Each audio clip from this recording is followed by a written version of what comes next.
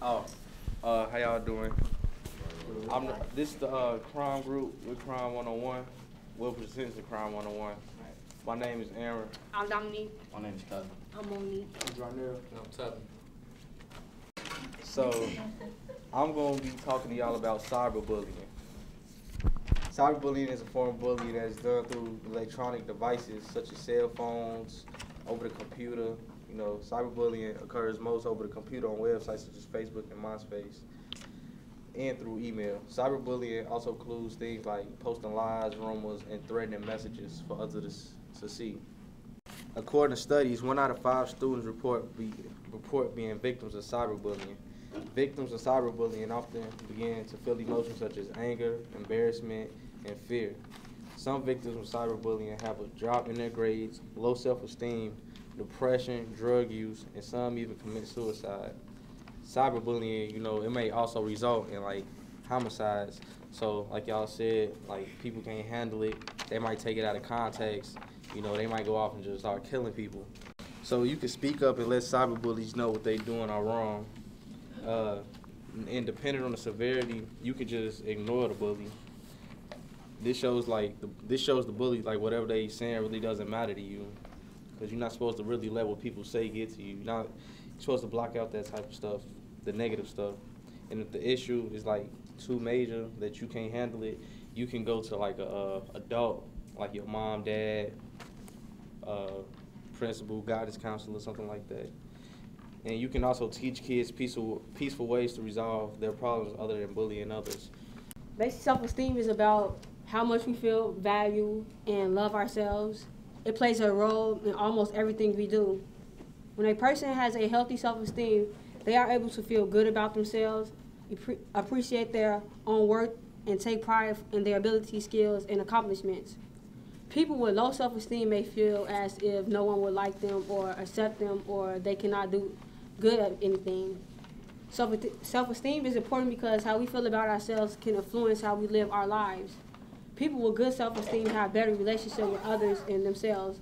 So there's good self-esteem and there's low self-esteem, the opposite of each other, which means different things. How is it doing in teen years? As teens, we all experience problems with self-esteem at certain times in our lives. We are figuring out who we are and where we fit in. Some steps on improving self-esteem. Talk to someone you are comfortable with, like a parent or friends or something. Do something you are good at that is positive, something you like to do. Don't just think about what are you good and not good at. Accept that you will make mistakes because everyone does.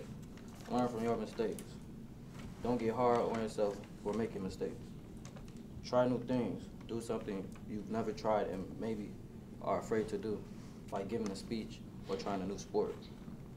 Exercise will help you get some things off your mind and make you feel better about yourself. Set goals. Think about what you want to accomplish. Think about your goals and to work to move forward on these goals.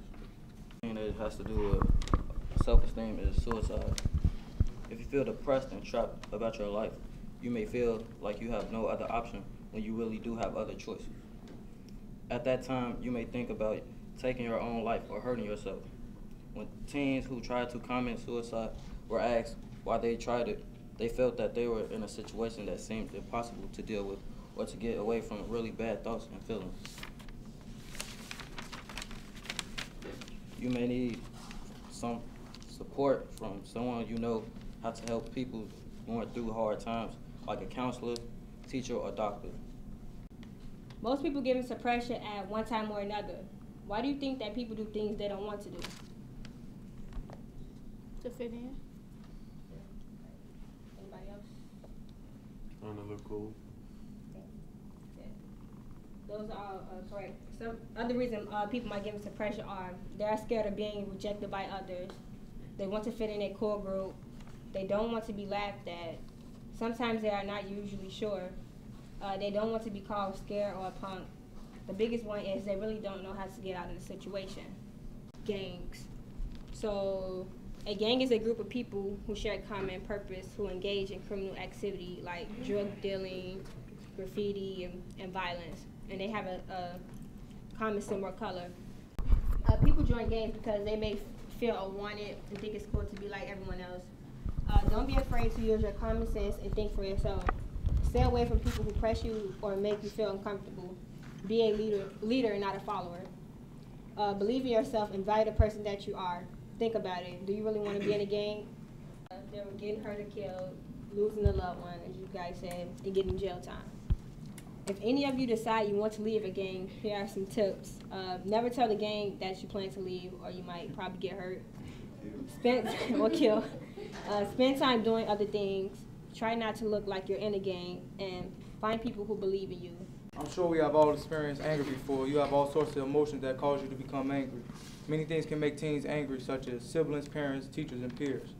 Sometimes a teen with an anger problem may get into a lot of fights, become easily frustrated, or go off on others, or start abusing drugs or alcohol. Also, sometimes feel that nobody listens to them unless they get loud and aggressive. So this is their way of getting noticed for their point across. It's important to get control over both the changes in your body and your thoughts. Instead of letting our anger get the best of us, we need to learn to control it. This is called anger management. This doesn't mean we shouldn't express our feelings.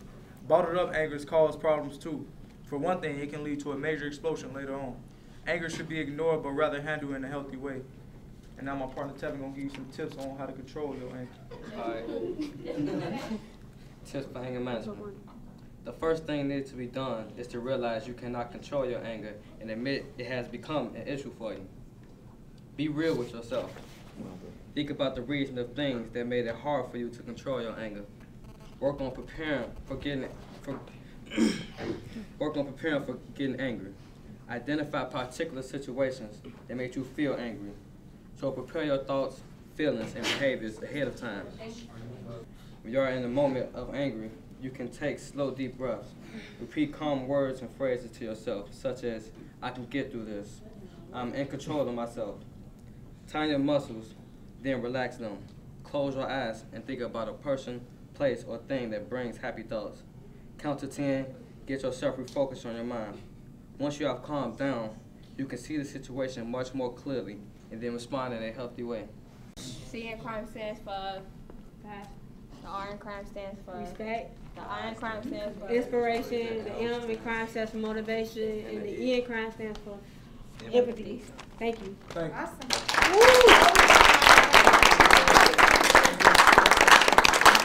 Awesome.